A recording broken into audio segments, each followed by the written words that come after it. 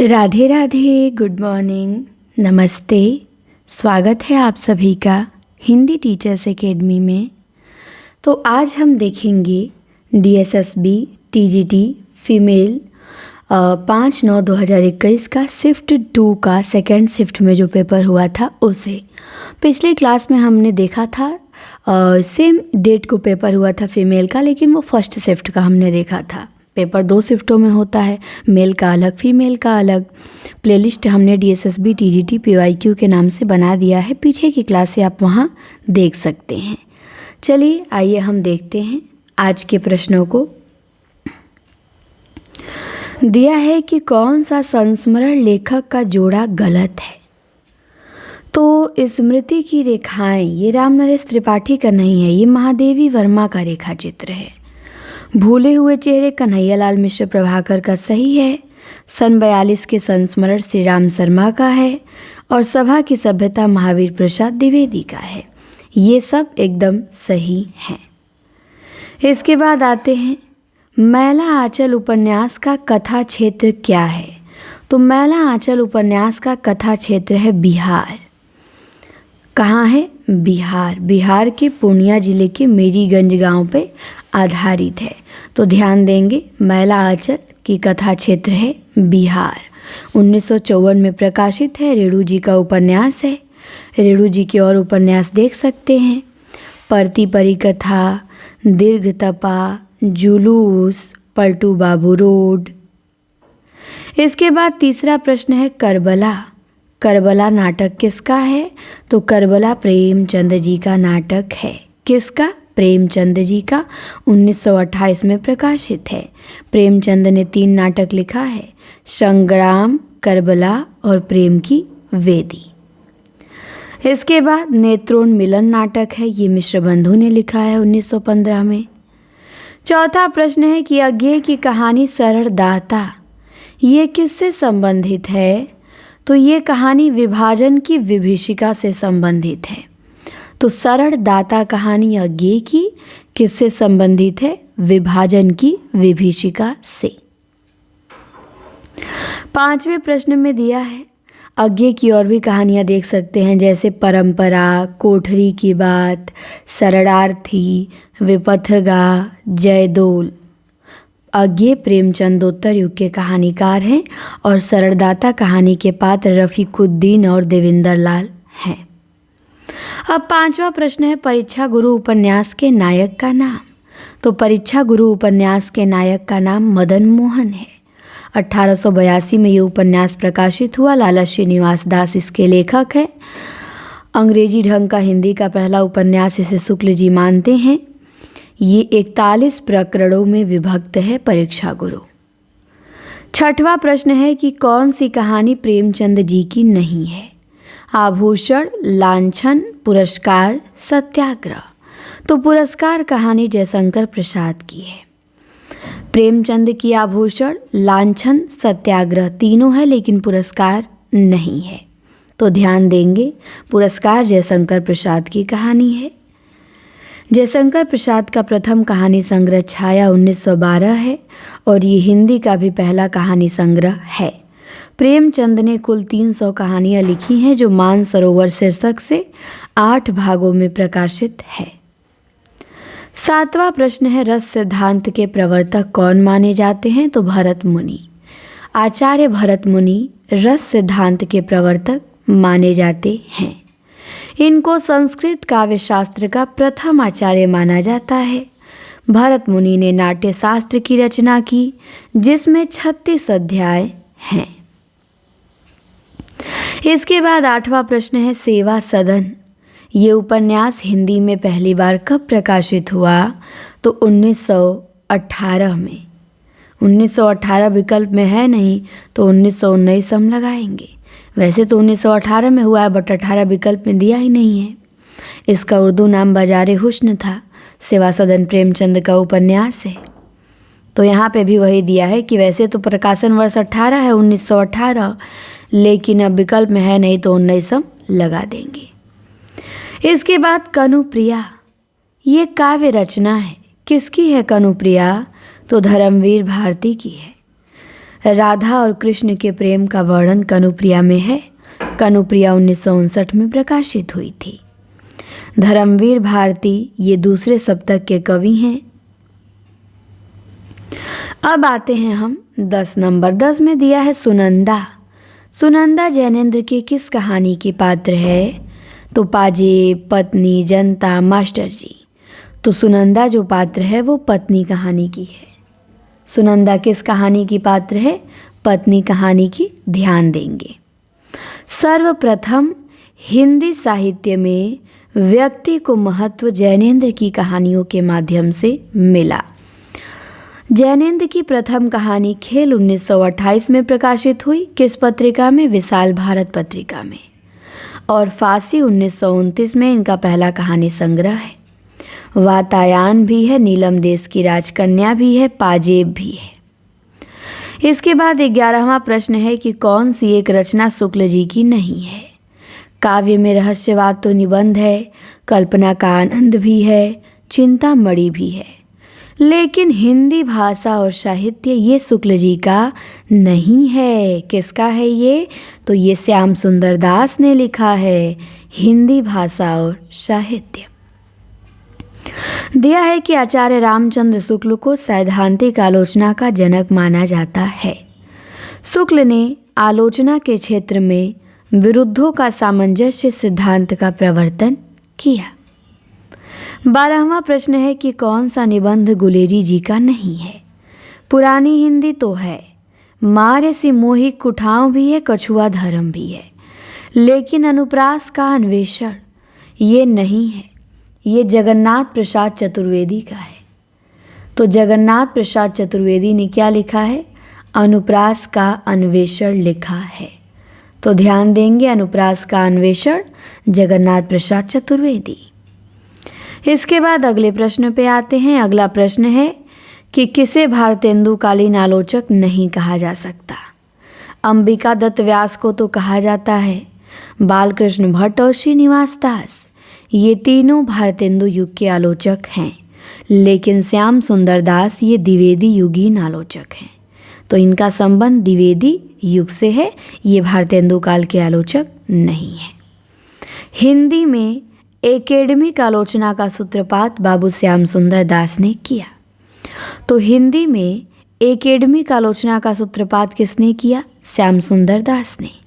इनकी आलोचनात्मक कृति साहित्यालोचन है, भाषा विज्ञान है, हिंदी भाषा का विकास है। तो ध्यान देंगे।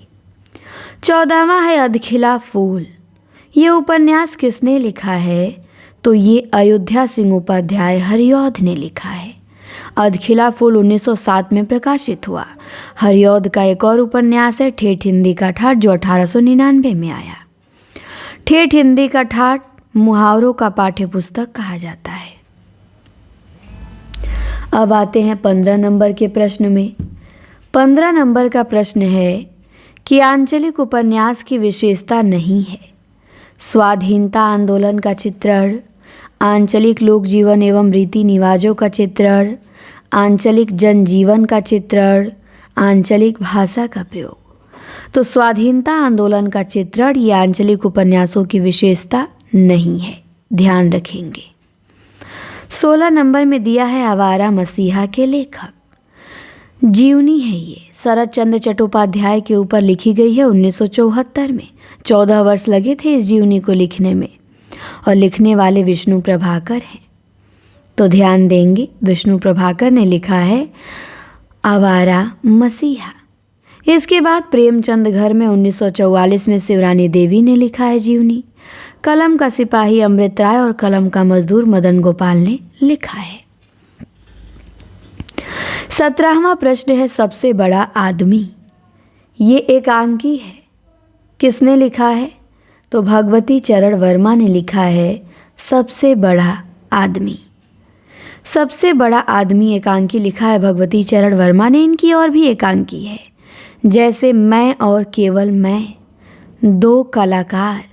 तो ये ध्यान देंगे, मैं और केवल मैं, दो कलाकार, ये दोनों एकांकी भगवती चरण वर्मा की है। अस्क की एकांकी देख लेंगे तो आपस का समझौता, अंधी गली, लक्ष्मी का स्वागत, खिड़की आदि है। और रामकुमार वर्मा का तो रेशमी टाई है। 18 नंबर में पूछा गया है कि हजारी प्रसाद द्विवेदी उच्च कोटि के समीक्षक थे, साथ ही उन्होंने एक उत्तम उपन्यास भी लिखा है, उसका नाम बताइए। तो वो है बाण भट्ट की आत्मकथा। हजारी ने कुल 4 उपन्यास लिखा है। बाण भट्ट की आत्मकथा 1946 में। इनका ऐतिहासिक उपन्यास है ये। इसकी कथा प्राचीन कवि बाण भट्ट और हर्षकालीन समाज पे केंद्रित है। बाण भट्ट, भट्टिनी और निपुणिका इस उपन्यास के प्रमुख पात्र हैं। इसके अलावा इन्होंने चारु चंद्रलेख 1963 में, पुनर्नवा 1973 में तथा अनाम दास का पोथा 1976 में लिखा। 19वां प्रश्न है कि जयशंकर प्रसाद की मधुआ कहानी किसके बारे में है? तो इनकी कहानी जो मधुआ है वो शराबी के हृदय परिवर्तन के बारे में है। शराबी के हृदय परिवर्तन के बारे में मधुआ कहानी लिखे हैं प्रसाद जी। तो ध्यान देंगे, मधुआ कहानी प्रसाद जी। प्रसाद जी का प्रथम कहानी संग्रह छाया 1912, जो हिंदी का भी प्रथम कहानी संग्रह है। इसके अलावा इन्होंने कहानियाँ लिखी है पत्थर की पुकार, सालवती, गुंडा, पुरस्कार, छोटा जादूगर। 20वां प्रश्न है कि प्रसाद को छायावाद का जनक किस आलोचक ने माना है? छायावाद का जनक प्रसाद को किसने माना है? इलाचंद्र जोशी ने माना है। ध्यान देंगे, इलाचंद्र जोशी ने छायावाद का प्रवर्तक प्रसाद जी को माना है।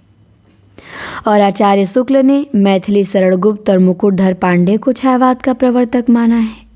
ध्यान देना है। 21 नंबर में आते हैं और 21 नंबर का प्रश्न है कि प्रसाद जी के कामायनी में पात्र प्रतीकों के कौन सा जोड़ा गलत है? जैसे श्रद्धा है हृदय का प्रतीक है, सही है। ईड़ा बुद्धि का प्रतीक है, सही है। मनु मन का प्रतीक है, सही है। लेकिन वृषभ आनंद का प्रतीक नहीं है। वृषभ बैल का प्रतीक है। किसका प्रतीक है वृषभ? बैल का। 22 में पूछा है कौन सी रचना रत्नाकर की नहीं है? उद्धव शतक तो है, रत्नाष्टक भी है, समालोचना दर्श भी है, लेकिन सुंदरी तिलक ये नहीं है। सुंदरी तिलक घनानंद की कविताओं का संकलन भारतेंदु ने किया है सुंदरी तिलक नाम से। तो ये ध्यान देंगे, सुंदरी तिलक भारतेंदु का है। और जगन्नाथ दास रत्नाकर द्विवेदी युग के रचनाकार हैं। गंगा अवतरण, उद्धव शतक और हिंडोला विराष्टक, रत्नाष्टक लिखे हैं। 23वां प्रश्न है कि राहुल सांकृत्यायन ने हिंदी का पहला कवि किसे माना है? तो राहुल सांकृत्यायन ने हिंदी का पहला कवि सरहपा को माना है। और सरहपा का समय 769 ईस्वी बताया है। सिद्धों में सबसे पुराने सरहपाद हैं। इन्हें सरोजवज, राहुल भद्र नाम से भी जाना जाता है। आचार्य हजारी प्रसाद द्विवेदी हिंदी का पहला कवि अब्दुल रहमान को मानते हैं, जिनका संदेश रासक पहला धर्मेतर रास ग्रंथ है। 24 नंबर का प्रश्न है कि हिंदी साहित्य का सर्वश्रेष्ठ विरह वर्णन, नागमती का विरह वर्णन किस ग्रंथ में है? तो हिंदी साहित्य का सर्वश्रेष्ठ विरह वर्णन माना जाता है नागमती का विरह वर्णन। और ये किस ग्रंथ में है? तो ये जायसी के पद्मावत में है। 25 नंबर में आइए और बताइए किस रस की अभिव्यक्ति में सूरदास संसार के सर्वश्रेष्ठ कवियों में गिने जाते हैं? तो वात्सल्य रस। वात्सल्य रस की अभिव्यक्ति में सूरदास संसार के सर्वश्रेष्ठ कवियों में गिने जाते हैं। 26 नंबर में दिया है बाघ। बाघ कविता किसकी है? तो बाघ कविता केदारनाथ सिंह की है। केदारनाथ सिंह तीसरे सप्तक के कवि हैं। तो इन्होंने ही लिखा है बाघ, अभी बिल्कुल अभी, जमीन पक रही है, यहाँ से देखो आकाल में सारस। 27 नंबर का पंक्ति है, एक पूछा गया किसकी पंक्ति है? किरण तुम क्यों बिखरी हो आज, रंगी हो तुम किसके अनुराग, स्वर्ण सरजित किन जल्क समान, उड़ाती हो परमाणु पराग। तो ये जयशंकर प्रसाद की है झरना से। किरण तुम क्यों बिखरी हो आज, झरना से प्रसाद जी। 28 नंबर में देखिए पूछा गया है कि कौन से कवि और आचार्य दोनों रूपों में प्रतिष्ठित थे। तो नाभानंद पंत नहीं, ये लोग कवि थे, लेकिन जो केशव दास थे ये कवि के रूप में भी थे और आचार्य के रूप में भी प्रतिष्ठित थे। दोनों रूपों में इनकी प्रसिद्धि है।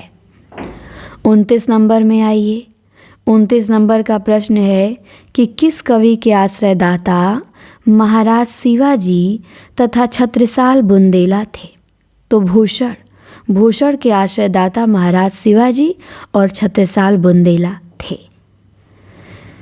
रीतिबद्ध धारा के कवि भूषण महाराज शिवाजी तथा छत्रसाल बुंदेला के राजाश्रित कवि थे। महाराज छत्रसाल ने भूषण की पालकी को कंधा लगाया था, जिस पे भूषण ने कहा था कि शिवा को बखानो की बखानो छत्रसाल को। आचार्य शुक्ल ने भूषण के बारे में लिखा है कि वे हिंदू जाति के प्रतिनिधि कवि हैं। इनकी रचना शिवराज भूषण, शिवा बावनी तथा छत्रसाल दशक है। फिर 30 नंबर का प्रश्न है कि हिंदी विश्व की कितनी भाषाओं में से एक है। तो हिंदी विश्व की 6000 भाषाओं में से एक भाषा है। फिर 31 नंबर में दिया है कि कौन सा विकल्प अष्टछाप के कवियों से संबंधित सही विकल्प है। तो ये निर्गुण ब्रह्म के उपासक थे? नहीं। सूफी थे? नहीं। राम भक्त थे? नहीं। अष्टछाप के कवि कृष्ण भक्त थे। क्या थे? कृष्ण भक्त थे।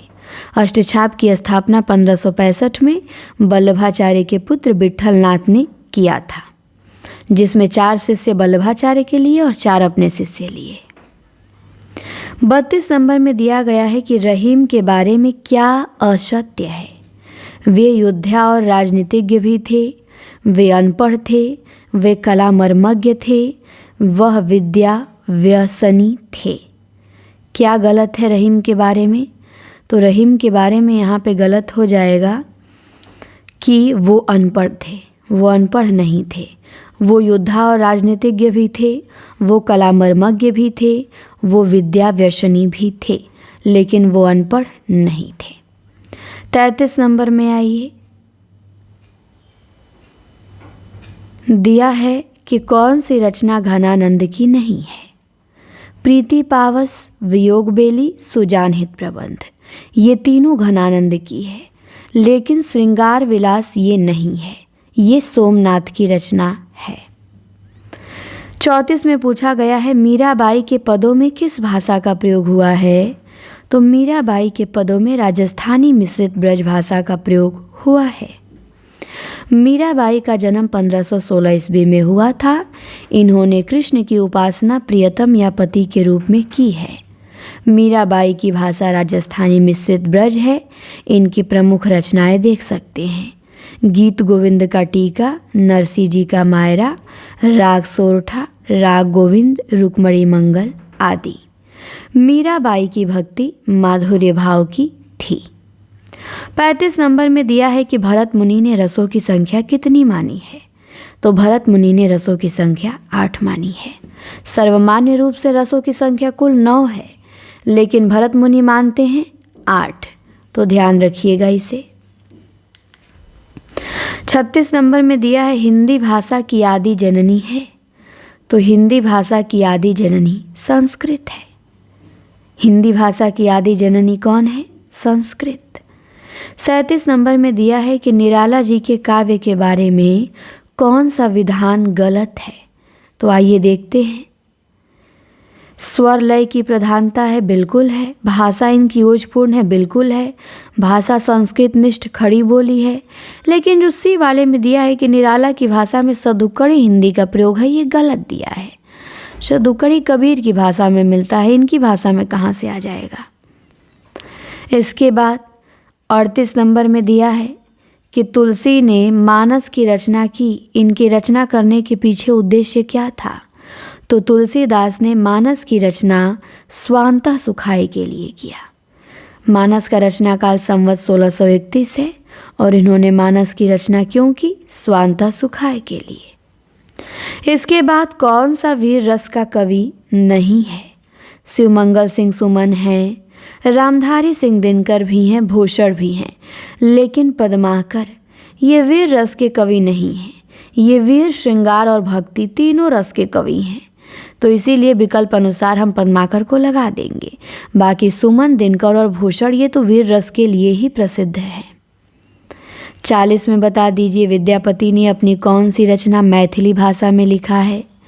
तो विद्यापति ने मैथिली में पदावली लिखा है। कीर्तिलता कीर्ति पताका अवहट्ठ में और पदावली इनकी क्या है, मैथिली में। तो ध्यान देंगे। इसके बाद अगला प्रश्न है, हिंदी शब्द मूलतः है। तो हिंदी शब्द मूलतः फारसी भाषा का है। कहाँ से आया है, फारसी से। तो ध्यान देंगे। इसके बाद दिया है कि किसकी भूमिका मौखिक भाषा की आत्मा को शरीर प्रदान करने जैसी है। तो लिपि की भूमिका, जो लिपि की भूमिका है वो मौखिक भाषा की आत्मा को शरीर प्रदान करने जैसी है। 43 में दिया है कि उपभाषाओं के अंतर्गत हिंदी में कितनी बोलियां आती हैं। तो हिंदी में आती हैं 18 बोलियां। 5 उपभाषाएं हैं और 18 बोलियां हैं। ध्यान देंगे, 5 उपभाषाएं हैं और 18 बोलियां हैं। 44 में दिया है मिलान करिए।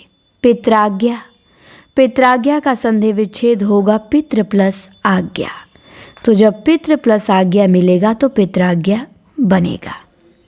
45 में दिया है बंधन। बंधन का विलोम क्या होगा।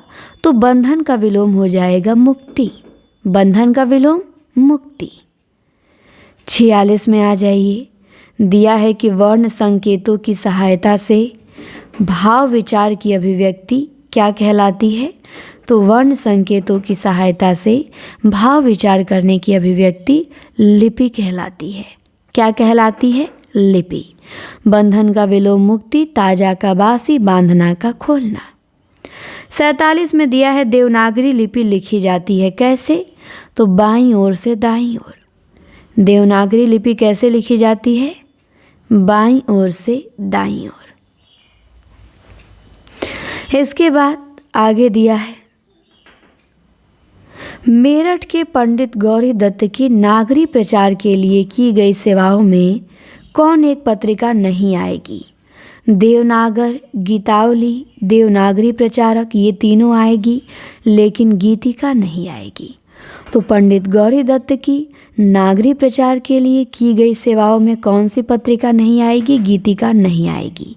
देवनागर, गीतावली और देवनागरी प्रचारक आएंगी, बट गीतिका नहीं आएगी। भोजपुरी का मुख्य केंद्र क्या है। तो भोजपुरी का मुख्य केंद्र है भोजपुर। बिहारी हिंदी की बोली है भोजपुरी। बिहारी हिंदी में 3 बोलियां आती हैं, भोजपुरी, मगही और मैथिली। भारत की ज़्यादातर लिपियाँ किस भाषा से निकली, नहीं, भारत की ज़्यादातर लिपियाँ किस लिपि से निकली हैं। तो भारत की ज़्यादातर लिपियाँ ब्राह्मी लिपि से निकली हैं। प्राचीन भारत में दाएं से बाएं लिखे जाने वाली खरोष्ठी लिपि तथा बाएं से दाएं लिखे जाने वाली ब्राह्मी लिपि का प्रचलन था, जिसमें खरोष्ठी का क्षेत्र अत्यंत सीमित पंजाब तथा कश्मीर था। 51 में दिया है कि किस लिपि में प्रत्येक ध्वनि के लिए एक चिन्ह निर्धारित है। तो देवनागरी लिपि में। देवनागरी लिपि में प्रत्येक ध्वनि के लिए एक चिन्ह निर्धारित है। 52 में दिया है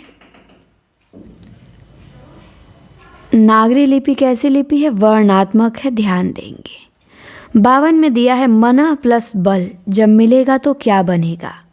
तो मनः प्लस बल मिलेगा तो मनोबल बनेगा, मनोबल।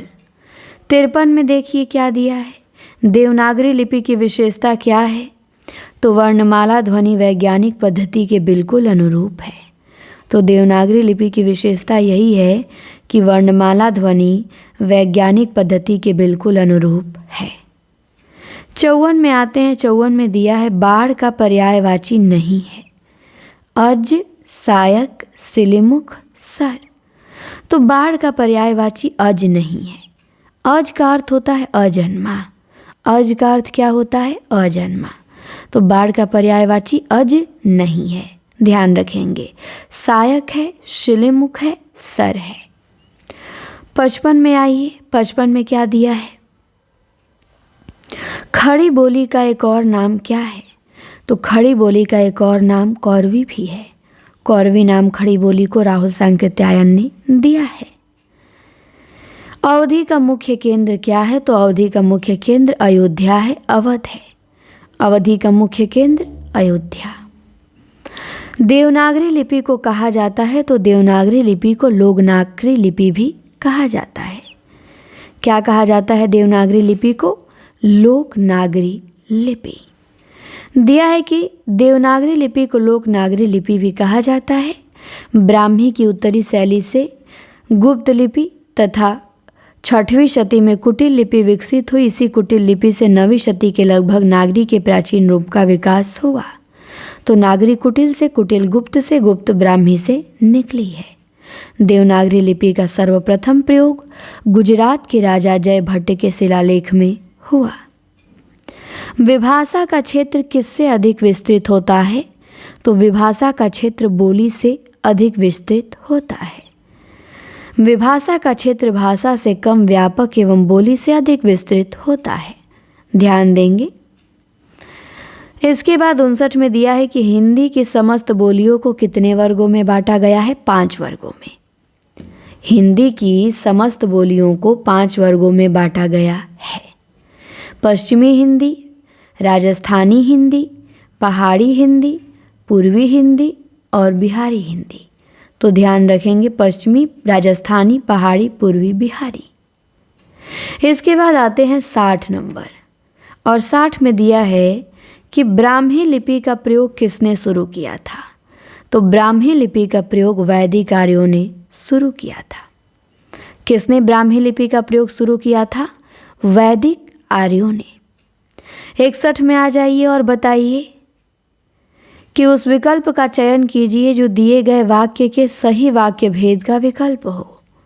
जैसे दिया है कि उसका काम बन जाए इसलिए वो किसी से सिफारिश कराने के चक्कर में है।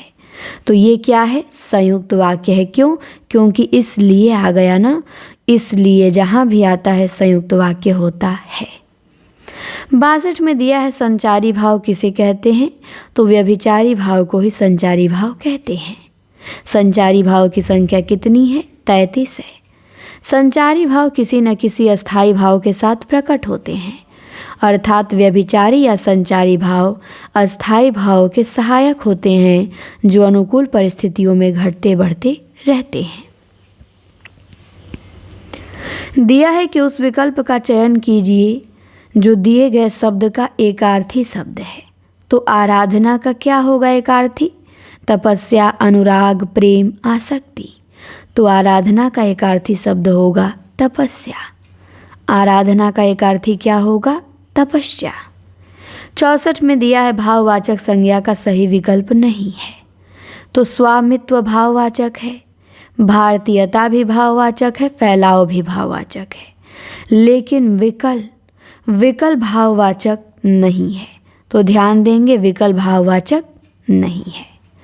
65 में बताइए कि पेड़ पर बहुत सारे पक्षी बैठे हैं, इसमें विशेषण का कौन सा भेद है?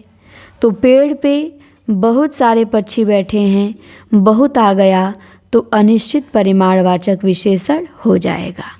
अनिश्चित परिमाणवाचक विशेषण। 66 में दिया है कि किस शब्द शक्ति का प्रतीति सबसे पहले हुआ करता है? तो अभिधा शब्द शक्ति की प्रतीति सबसे पहले हुआ करती है। तो ध्यान रखेंगे। 67 में दिया है पौत्र और पोत, इस शब्द युग्म का सही अर्थ बताइए। तो पौत्र का अर्थ होगा पोता और पोत का अर्थ होगा जहाज। तो पौत्र पोता और पोत जहाज। 68 में दिया है कि निस्संदेह इनमें अव्ययी भाव समास है, इसका विग्रह करिए। तो निस्संदेह मतलब संदेह के बिना, निस्संदेह संदेह के बिना। तो इसमें क्या हो गया? अव्ययी भाव समास हो गया। 69 में आते हैं, दिया है कि वह संतुष्ट थे इसीलिए उसने कभी शिकायत नहीं की। ये कैसा वाक्य है? सरल है, संयुक्त है, मिश्र है? तो ये संयुक्त वाक्य है। वह संतुष्ट थे, इसीलिए उसने कभी शिकायत नहीं की। कैसा वाक्य है? संयुक्त वाक्य है। 70 में दिया है अन्य पुरुषवाचक सर्वनाम का सही विकल्प बताइए। हम, उसके, मैं, आपको। तो उसके अन्य पुरुषवाचक सर्वनाम में आएगा। हम और मैं उत्तम पुरुष में आएगा, आपको मध्यम पुरुष में, और उसके अन्य पुरुषवाचक सर्वनाम में आ जाएगा। 71 में दिया है कि चरण शब्द में कौन सा प्रत्यय लगा है? तो चरण शब्द में अन प्रत्यय लगा है। कौन सा प्रत्यय? अन प्रत्यय। 72 में दिया है कि उस विकल्प का चयन करें जो उपसर्ग का सही विकल्प नहीं है। व्यसन, इसमें वी उपसर्ग लगा है व्यसन में। निडर में नी लगा है, परविधा में पर लगा है। लेकिन पुष्पित में पुष्प धन इत, पुष्पित में इत प्रत्यय लगा है, उपसर्ग नहीं लगा है। तो डी हमारा सही जवाब हो जाएगा।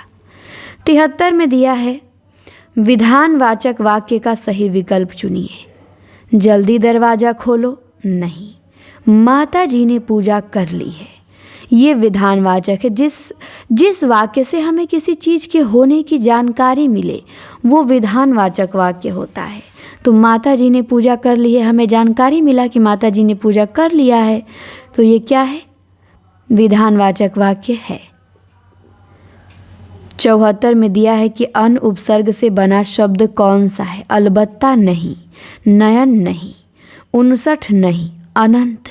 अन प्लस अंत मिला है तो अनंत बना है, और अनंत आकाश का पर्यायवाची है।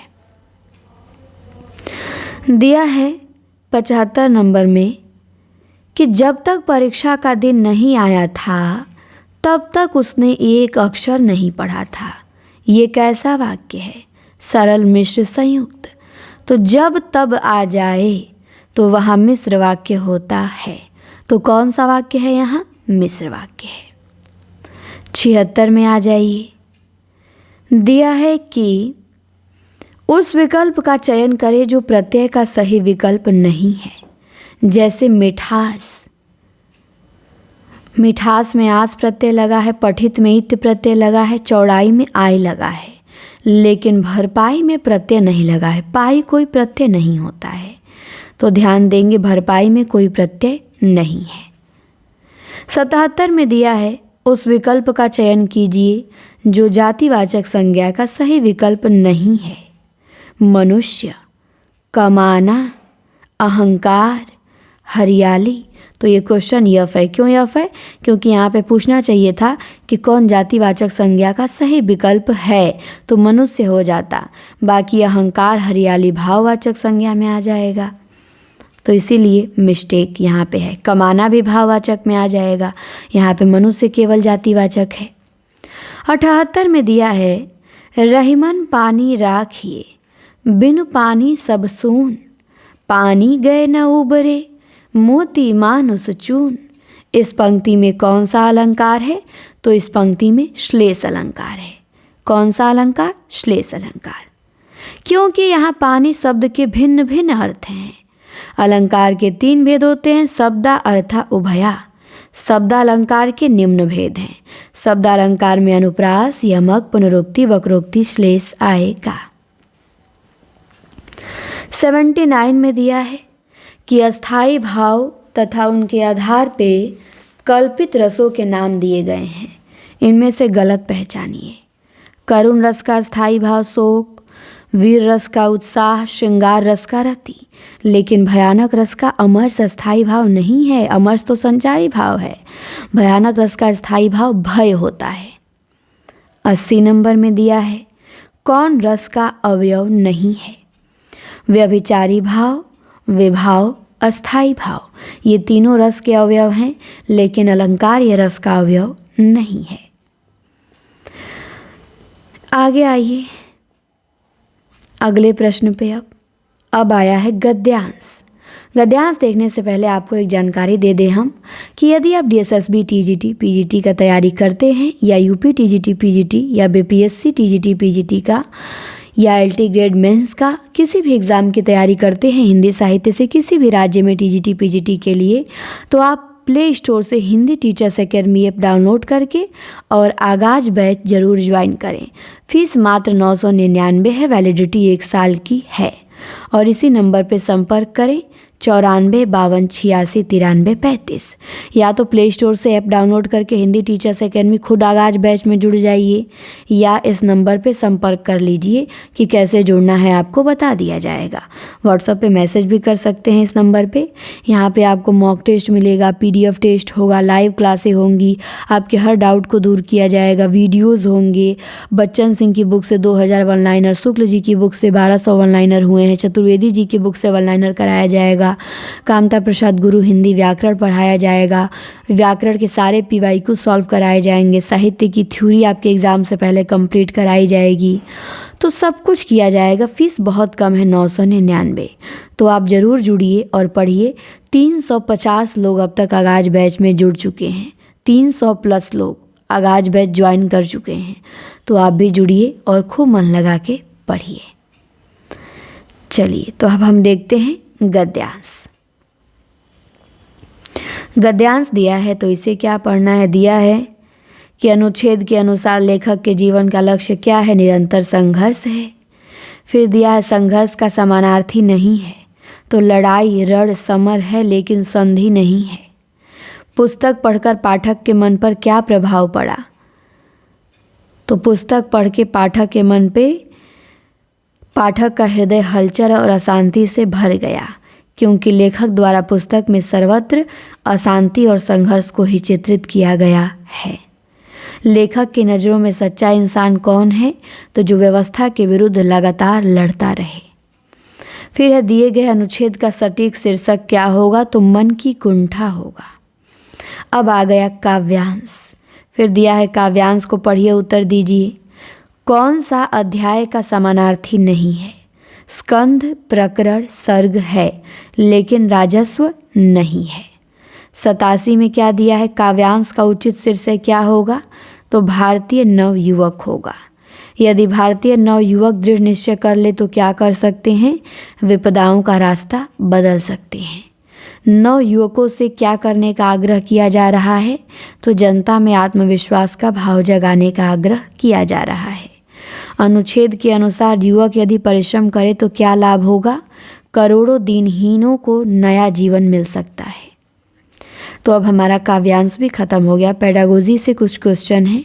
लैंगिक समानता का अर्थ क्या है, तो लैंगिक समानता का अर्थ है लैंगिक समानता, स्त्री एवं पुरुष को सामाजिक, आर्थिक, राजनीतिक एवं शिक्षित विकास के लिए अधिकार के रूप में दी जा रही समानता लैंगिक समानता कहलाती है। तो लैंगिक समानता का अर्थ लैंगिक समानता ही है। दिया है नाटक के माध्यम से बच्चों में कौन सा कारक विकसित होता है, तो नाटक के माध्यम से बच्चों में कल्पना और संवेग विकसित होता है। तो नाटक के माध्यम से बच्चों में कल्पना और संवेग विकसित होता है, ध्यान देंगे। रचनात्मक मूल्यांकन का क्या उद्देश्य है, तो रचनात्मक मूल्यांकन का उद्देश्य है छात्रों की निगरानी प्रक्रिया। 94 में दिया है कि किसके अधिकारों के अनुसार सभी बच्चों को एक साथ सीखना चाहिए, तो मानव अधिकारों के अनुसार। मानव अधिकारों के अनुसार सभी बच्चों को एक साथ सीखना चाहिए। कैसे पढ़ना है, इस अधिगम में पहला कदम कौन सा है, तो कैसे पढ़ना है, इस अधिगम का पहला कदम है स्वनिमित जागरूकता। क्या है, स्वनिमित जागरूकता। साक्षरता क्या है, तो अध्ययन और लेखन, यही साक्षरता है। फिर दिया है कि वर्तमान है सी, मान्य है भी, पर्याप्त है यस, प्रामाणिक है ए, विश्वसनीय है आर। इनका सही क्रम क्या होगा, तो इनका सही क्रम हो जाएगा VACSR। पहले मान्य होगा, फिर प्रामाणिक होगा, फिर वर्तमान होगा, फिर पर्याप्त होगा, फिर विश्वसनीय होगा। तो VACSR, VACSR ये क्रम है। VACSR मान्य, प्रामाणिक, वर्तमान, पर्याप्त, विश्वसनीय।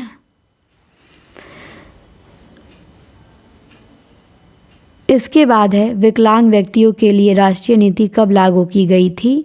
तो 10 फरवरी 2006 को विकलांग व्यक्तियों के लिए राष्ट्रीय नीति लागू की गई थी। तो विकलांग व्यक्तियों के लिए राष्ट्रीय नीति कब लागू की गई थी? 10 फरवरी 2006 को। ध्यान रखेंगे। एक बच्चा व्यवस्थित रूप से भाषा कहाँ से सीखना शुरू करता है?